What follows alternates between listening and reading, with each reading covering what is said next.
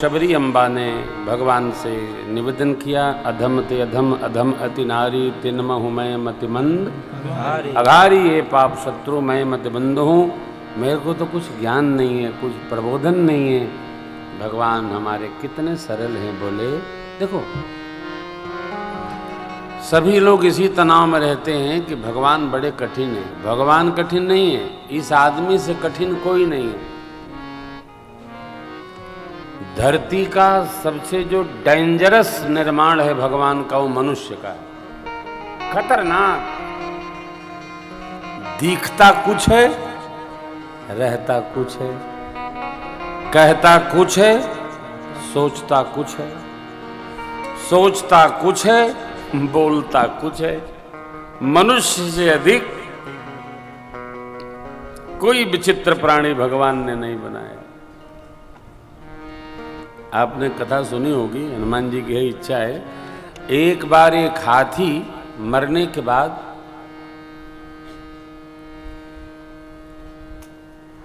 जमराज के यहां पहुंच गया। तो धर्मराज ने चित्रगुप्त से कहा कि इसको इतना बड़ा बना के हमने भेजा, इससे पूछो वहां गया तो 3.5 हाथ के मनुष्य के चक्कर में आ गया।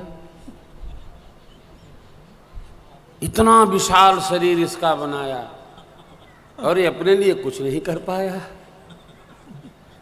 तो चित्रगुप्त जी उनके जनरल सेक्रेटरी हैं ना, क्या बोलते हैं वो, हैं PSO बोलते हैं। हाँ, चित्रगुप्त जी क्या क्या क्या बोलते हैं? चित्रगुप्त जी। ये तो हमको पता है यार, क्या है ये बताओ। चित्रगुप्त है? नो, वहाँ अकाउंट है ये नहीं है। ध्यान रखना, यमलोक में अकाउंट का कोई काम ही नहीं। अकाउंट वहाँ होता है जहाँ लेन देन होता है। वहाँ तो केवल आना और लिखा पढ़ी, वहाँ कुछ नहीं होती है। कर्म फल लिखा पढ़ी होता है, अकाउंटेंट नहीं। क्या बोलते हैं? PA sir exact PA। तो हाथी से पूछा उन्होंने, वहाँ ये शरीर नहीं जाता, सूक्ष्म शरीर जाता है। हमारे आपके 3 शरीर हैं, कारण शरीर, माता पिता से मिला स्थूल शरीर, और जो शरीर जाता है होता तो वैसा ही है, लेकिन हमारे सत्कर्मों पुण्यों से बनता है। गरुड़ पुराण के अनुसार अंगूठे बराबर होता है। उसको क्या बोलते हैं? सूक्ष्म शरीर। कारण स्थूल और सूक्ष्म। तो हाथी से पूछा गया कि आप, धर्मराज ने पूछा, इतना बड़ा शरीर आपका बनाया, गए तो 3.5 हाथ के आदमी के बंधन में आ गए।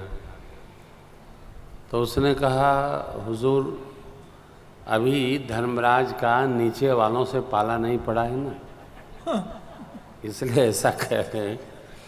एक बार सशरीर किसी 3.5 हाथ के आदमी को यहाँ बुलवा लीजिए, फिर पता चलेगा कि ये 3.5 हाथ का आदमी कितना दिमाग रखता है।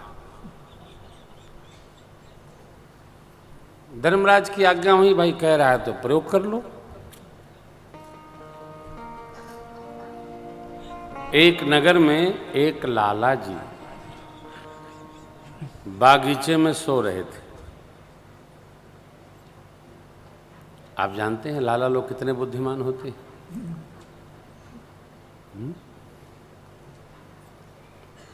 और लिखा पढ़ी का इनका काम रहता है। तो जो लोग लिखा पढ़ी का काम करते हैं उनका सब कुछ छूट जाए, चश्मा, एक ठे डायरी और पेन कहीं नहीं छोड़ते हैं वो। तो किसी स्थिति में रहेंगे तो पेन, क्योंकि उनको वो स्वभाव बन जाता है, पेन जरूर रखना है। तो शयन कर रहे थे और लोग आए, यमराज के दूध चाटे और चारपाई टाने चले जा रहे थे। तो पूछा उन्होंने कि भाई कहाँ ले जा रहे हो? बोले आपका बुलावा धर्मराज के यहाँ है, हम लोग यमलोक जी के जा रहे हैं। अरे बोले भैया हमारा तो अभी समय नहीं है और जाना भी है तो ये शरीर थोड़ी जाना है, हमारा तत्व लेके चलो। बोले नहीं, आज शरीर बुलावा है। खैर कथा बहुत बड़ी है। ये पहुंच गए और जैसे ही द्वार आया, द्वार खुला, क्योंकि वो दूत ऐसे थे कि उनके जाने से बाद द्वार झटके से खुल जाता था। चित्रगुप्त महाराज आए, धर्मराज प्रभु का खबर जनाए। तब तक वो लाला महाराज कागज पर लिखा एक पुरनोट उनको पकड़ाए। किसको? चित्रगुप्त जी को। कहा ये पुरनोट दे दीजिएगा, मार्ग में आते समय हमको भगवान की ये आज्ञा मिली है कि अब जाना तो आपकी गद्दी ये संभालेंगे। चित्रगुप्त ही सब खबर बताते हैं और धर्मराज निर्णय करते हैं। तो वो क्या था, उस पर लिखा था कि कौन कहाँ जाएगा, आज से वो कार्यभार ये लाला जी के जी में रहेगा। तो नहीं, वो आगे बढ़ा के वो वही है जैसे जनक जी के दूतों ने कहा ना, राज समाज आज जोई तोरा, तो आगे बढ़ गया। निर्णय सेक्रेटरी करता है, स्वामी कुछ नहीं करता। तब धर्मराज के यहाँ ड्यूटी बदल गई, इनकी ड्यूटी लग गई। अब जिसका जो भी बुलावा लेकर गणलोक पहुँचे, द्वारपाल पहुँचे, यमदूत पहुँचे, सोचे लाला जी की अवसर मिला है, अब काहे किसी को नरक भेजें, सबको स्वर्ग की ओर विदा करने लगे। जब सबको स्वर्ग की ओर विदा करने लगे तो वहाँ तो भाई हिसाब किताब है नहीं। इतनी भीड़ लग गई कि वहाँ तो जय जय सीताराम, सब लोग वहीं जा रहे हैं, नरक में किसी को यात्रा नहीं हो रही।